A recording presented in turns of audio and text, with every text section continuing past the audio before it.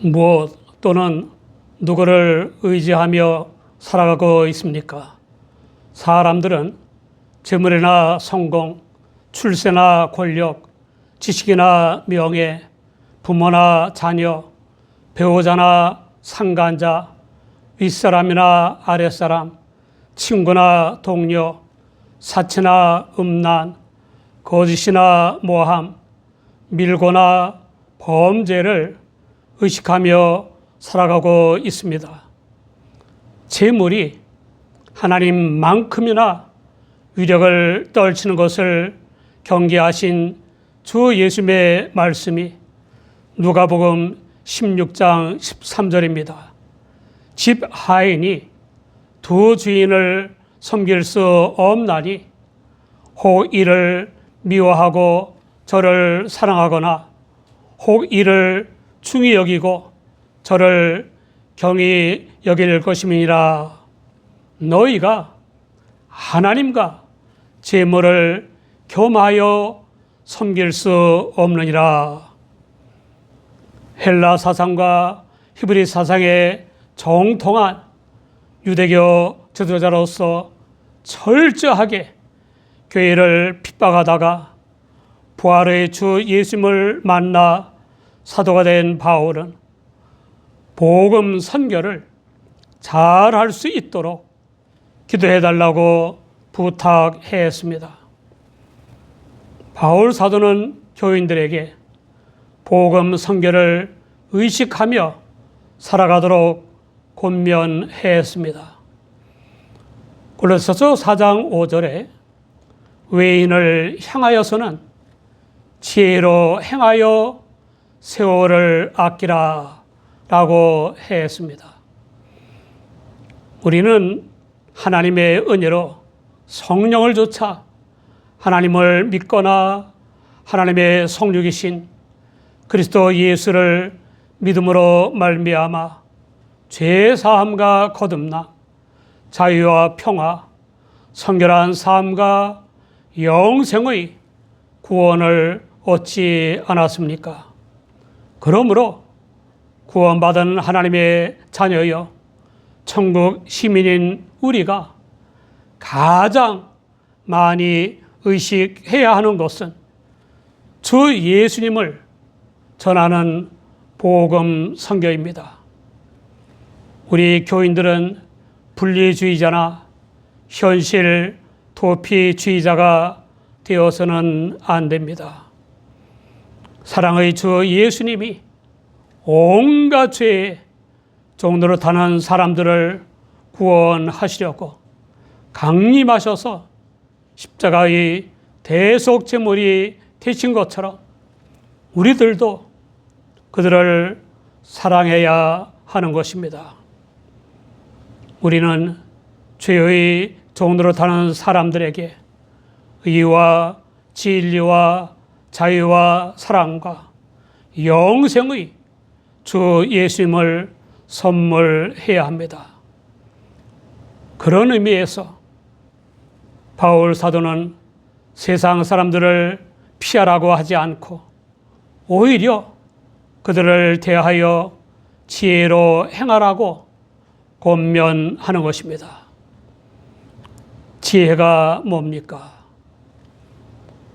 보다 더 먼저 할 일, 보다 더 중요한 것, 보다 더 가치 있는 것, 보다 더 나은 것, 보다 더 값진 것을 분별하여 결단하고 행하는 것이 아닙니까? 그런데 문제는 사람들마다 보다 더에 대한 분별과 판단이 다르고 심지어 상반되기도 하는 것입니다. 전지전능하신 절대자 하나님을 경외하는 것이 지혜입니다. 잠언 9장 10절을 보면 여호와를 경외하는 것이 지혜의 근본이요 거룩하신 자를 아는 것이 명철이라 라고 했습니다. 그러나 하나님이 없다고 하는 사람들은 믿음으로 구원받은 은혜에 감격하여 바치는 11조나 감사헌금이나 절기헌금이나 주일헌금 등을 하는 우리를 보고 어리석다고 하지 않습니까? 지혜로운 말이 아닙니다. 고린도전서 1장 20절에 지혜 있는 자가 어디 있느냐? 선비가 어디 있느냐? 이 세대에 변사가 어디 있느냐? 하나님께서 이 세상의 지혜를 미련케 하신 것이 아니냐라고 했습니다. 하나님을 삼가 두렵고 떨리는 마음으로 공경해야 지혜로운 행위를 할 수 있습니다. 하나님의 뜻은 지옥을 향해 멸망의 길을 가는 사람들을 구원하시는 것입니다. 그 하나님께서는 인간 구원을 위해 독생자 예수 그리스도까지도 아끼지 않으셨습니다. 그 하나님의 뜻을 따라 사람들에게 주 예수님을 선물하는 것보다 더 급하고 더 중요하고 더 값진 일은 없습니다. 사람들에 대한 우리의 행위가 지혜롭지 못할 때 우리 역시 그들이 처한 죄와 죽음과 멸망의 길에 말려들기 쉽습니다. 우리는 그들이 복음을 받아들이고 하나님의 뜻대로 빛 가운데서 행하면서 영생의 길을 갈 수 있도록 지혜롭게 행해야만 합니다. 그런데 주 예수님이 머리이신 교회 공동체 안의 외인들이 있지 않습니까? 하나님의 자녀여 천국 시민임을 의식하여 범사에 하나님을 인정하고 하나님의 지도를 쫓아 믿음으로 말하고 믿음으로 행하고 믿음으로 일하고 믿음으로 살아야 하는데 그렇게 안 하는 이들입니다. 예배만 끝나면 안 믿는 사람들처럼 하나님은 아랑곳 없이 세상 것들을 추구하느라 자기 위주, 자기 본의, 자기 중심의 삶을 사는 이들입니다. 다음으로 바울 사도는 복음 선교를 의식하며 살아야 할 교인들에게 세월을 아끼라고 했습니다. 건망증이 심한 남자가 계획을 세워 일하다가 갑자기 계획도 생각이 안 나고 하고 있는 일이 무슨 일인지도 생각이 안 나곤 해서 세월을 낭비하곤 했습니다. 어느 날 만각공원 입구에서 만나기로 한 여자친구를 만나려고 택시를 탔습니다. 만각공원 입구로 가주세요 라고 하면서 제가 잊어버릴지도 모르니 잘 좀 기억해 주세요 라고 부탁했습니다. 한참을 가다가 깜빡 잊은 남자가 제가 어디 간다고 했죠? 하고 물었습니다. 그러자 기사님이 고개를 갸우뚱거리면서 한 말이 걸작입니다. 언제 어디서 타셨죠? 아키라의 헬라어 엑사고라조메너이는 대가를 치르고 산다는 뜻이므로 세월을 아끼라는, 시간을 사라, 기회를 사라는 뜻입니다. 하나님께서는 모든 인간에게 매일 24시간의 기회를 주십니다. 그 기회를 물욕이나 권력욕 등의 탐욕과 죄악과 성추행과 성폭력 등으로 낭비하는 사람들이 있고, 수고와 노력을 대가로 기회를 사서 자기 것으로 선용하는 사람들이 있습니다. 사람들이 중시하는 돈과 건강과 명예는 잃어버리면 다시 찾을 수 있지만, 잃어버린 세월은 영원히 다시 찾을 수 없지 않습니까? 우리가 어떤 분야에 종사하든지 세월을 지정의 성장과 영적 성장의 기회로 삼고 모든 사람에게 복과 구원의 빛이신 주 예수님을 전할 기회로 삼아야 합니다. 실상 하나님의 뜻대로 사랑과 의와 진리를 좇아 자유롭게 살기에도 인생은 너무나 짧지 않습니까? 사랑으로서 역사하는 믿음으로 살기에도 세월이 너무 짧지 않습니까? 세월에 대한 최대의 선용은 사람들에게 영생의 주님을 선물하는 것입니다. 제자인 안암흑의 전사님의 간증입니다. 1998년 여름 어느 날 축구전도를 했습니다. 어느 집의 배를 눌렀더니 문만 조금 열고는 아니에요 하며 문을 닫았습니다. 말 한마디 못하고 돌아온 후 또다시 그 집에 가서 배를 눌렀습니다.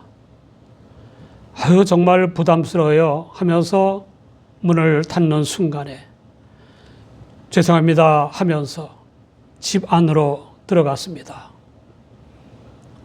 전도하고 돌아와서 그분이 주님을 영접하고 교회에 나오게 해달라고 간절히 기도했습니다.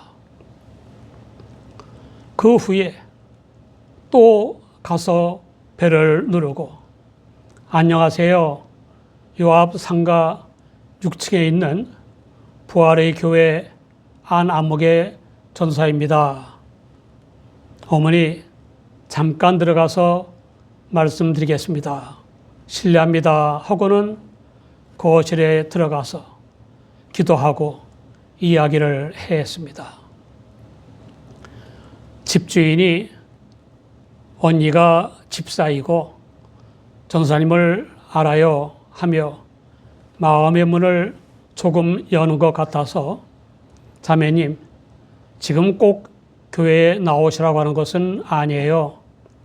아이들이라도 교회 학교에 좀 보내주셨으면 합니다.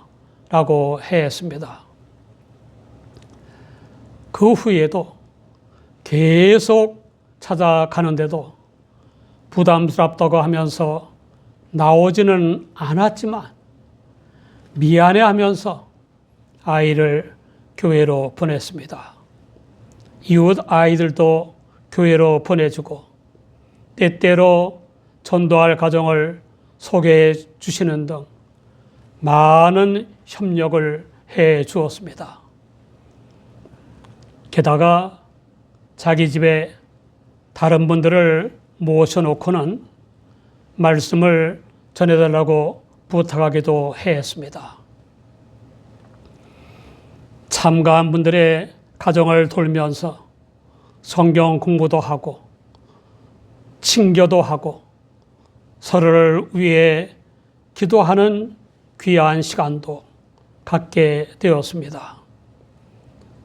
결국 그분은 교회에 나왔고 또한 성경 공부를 하던 한 가정의 모든 식구가 다 교회에 나왔습니다. 사람들에게 주 예수님을 전하기 위해 지혜로 행하여 기회를 사라고 한 바울 사도는 복음 선교를 의식하며 살아야 할 교인들에게 언어 생활에 대해 권면했습니다. 골로새서 4장 6절에 너의 말을 항상 은혜 가운데서 소금으로 고르게 함같이 하라. 그리하면 각 사람에게 마땅히 대답할 것을 알리라 라고 했습니다. 말로 묘미와 생동감을 주는 기질을 나타내면 각 사람에게 마땅히 대답할 것을 알게 되는 것입니다.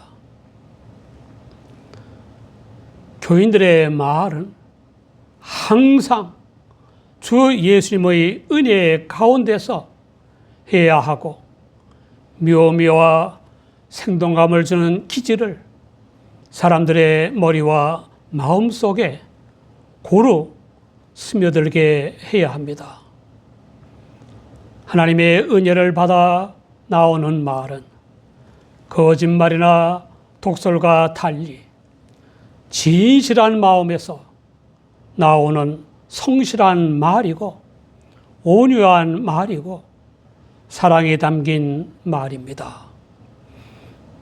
물론 충격이 필요한 상황에서는 충격적인 말을 해야 하는 것입니다. 잠언 15장 23절에 사람은 그 입의 대답으로 말미암아 기쁨을 얻나니 때에 맞은 말이 얼마나 아름다운고라고 했습니다. 그 좋은 예는 누가복음 2장 34절입니다. 아버지여 저희를 사하여 주옵소서. 자기 하는 것을 알지 못함이니이다. 사랑하는 여러분, 우리는 하나님의 은혜로 성령을 좇아 하나님을 믿거나 하나님의 성육이신 주 예수님을 믿음으로 구원받은 하나님의 자녀여 천국 시민들입니다. 하나님의 은혜 가운데서 사는 교인들답게 사람들에게 지혜롭게 행하고 흘러가는 세월을 수고와 노력으로 사서 복음 선교의 기회로 삼아야 합니다. 사람들을 영생의 주 예수님께 인도하기 위해 항상 언어를 은혜 가운데서 해야 하고 고루 묘미와 생동감을 주는 기질을 담아서 해야 합니다. 같은 말이라도 때와 상황에 따라 다른 말이 되기도 하므로 우리는 바울 사도처럼 항상 주 예수님을 의식하며 살아가야 합니다.